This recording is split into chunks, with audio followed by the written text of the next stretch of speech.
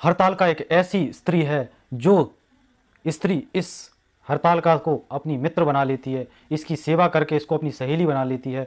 तो ये हरतालिका उसको, उस स्त्री को उसका मनचाहा पति का वरण करवाती है। और यदि कोई शादीशुदा स्त्री इसकी सेवा करती है और इसको अपना मित्र बना लेती है तो हरतालिका उसके पति की हमेशा रक्षा करती है। लेकिन ये हरतालिका है कौन? नमस्कार दोस्तों, आपका हार्दिक स्वागत है हमारे चैनल सनातन साइंस धर्म रक्षिति रक्षिता में।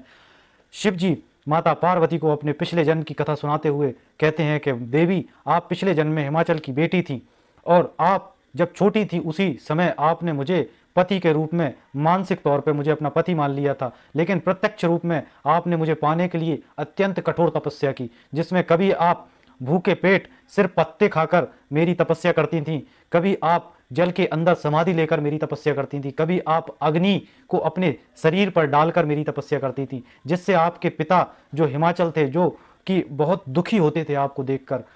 आपके पिता हिमाचल जब आपकी व्यथा को देखे और देखकर जब अत्यंत दुखी हो गए, और उसी स्थिति में नारद जी के द्वारा आपकी परीक्षा लेने का निर्णय किया गया।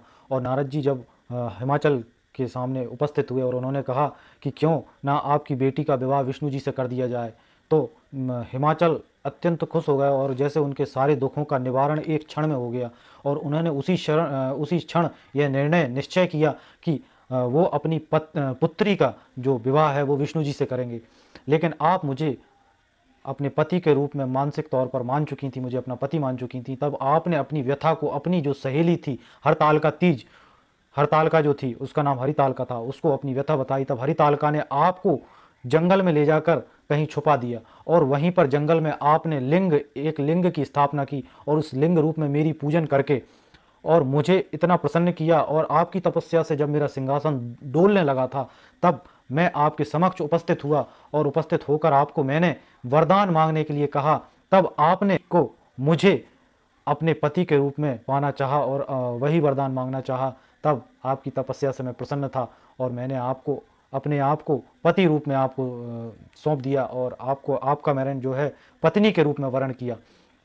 इसी प्रकार जो स्त्रियां हैं वो हरितालिका तीज जो भाद मास के शुक्ल पक्ष की तृतीया तिथि होती है, जिस दिन भगवान शिव माता पार्वती के समक्ष उपस्थित हुए थे और उनको अपनी पत्नी रूप में वर्ण किया था। इसी प्रकार से जो स्त्री हरतालिका तीज का व्रत करती है उसके समक्ष भगवान शिव उपस्थित होकर उसको वरदान देते हैं कि जैसा वो पति पाना चाहती है, जैसी वो कल्पनाओं में अपनी पति का वर्ण करना चाहती है, वैसा पति उसको प्राप्त होता है।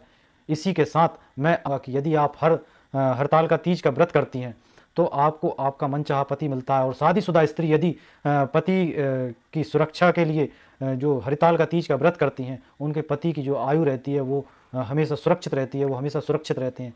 और इसी के साथ ये हरतालिका तीज की कथा थी जो मैंने आपके सामने रखी। और इसी के साथ आप सभी को ओम नमः शिवाय हरतालिका तीज की बहुत बहुत शुभकामनाएं। धन्यवाद।